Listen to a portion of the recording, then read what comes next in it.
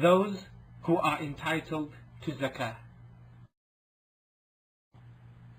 The upright Islamic legislation did not leave us without any detailed explanation of how to spend zakah, as Allah specified the categories of those who are entitled to zakah, as He says, as-sadaqah or zakah are only for the fuqara, meaning the poor, and the masakeen, meaning the needy, those employed to collect the zakah, those whose hearts are inclined towards Islam, to free captives, and for those in debt, for Allah's cause, that is, for those fighting in holy battles, and for the wayfarer, that is,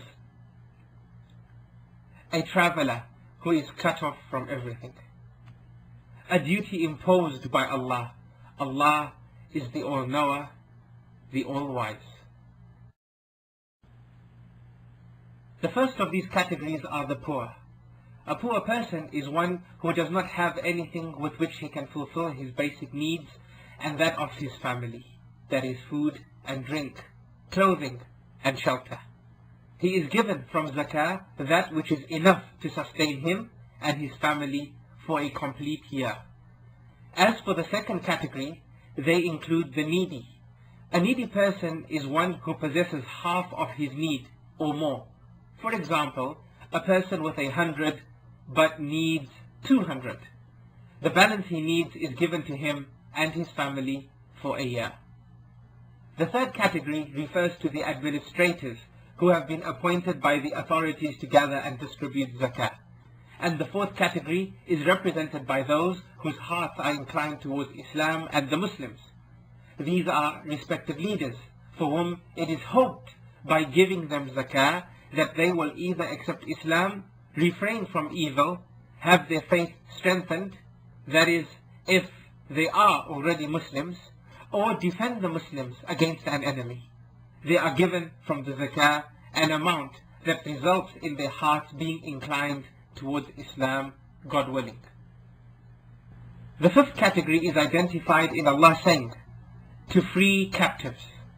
And He meant by this to free the slave so that each one of them is able to become a completely free man and a useful member of the society, and be able to worship Allah the Most High in the best manner. Paying the ransom for Muslim prisoners of war is also included in this category.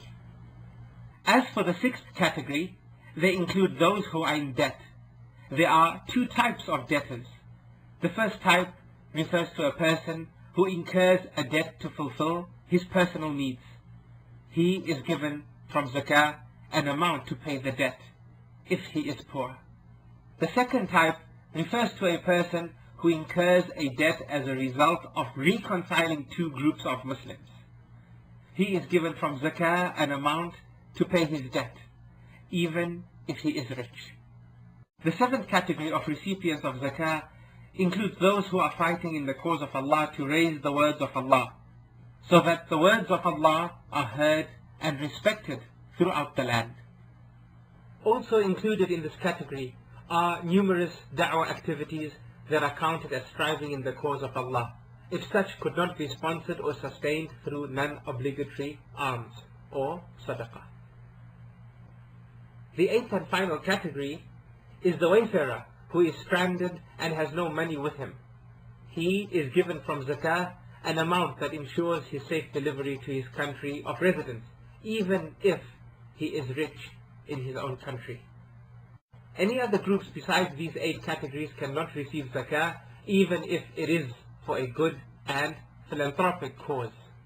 For example, for mosques, schools, hospitals, and other charitable causes which are eligible for alms. The scholars have also stressed that it is not a condition to cover all of the 8 categories mentioned. Rather, it suffices if any of them is given the zakah according to the needs of the time.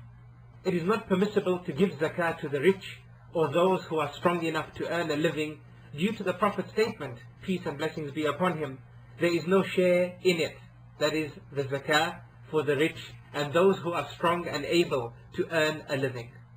Similarly, it is not permissible to pay zakah to one's parents, grandparents, etc., or children and grandchildren, etc., and also wives, as they are all those whom a Muslim is obliged to support financially. Likewise, it is not permissible to give zakah to disbelievers whose hearts are not inclined towards Islam, etc., due to the Prophet's statement, peace and blessings be upon him. It, meaning zakah, is collected from their rich and given to their poor, meaning the Muslims.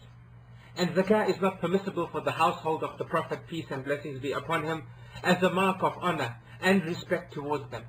The Prophet, peace and blessings be upon him, said, indeed these alms are only people's impurities, and indeed they are not permissible for Muhammad and his household.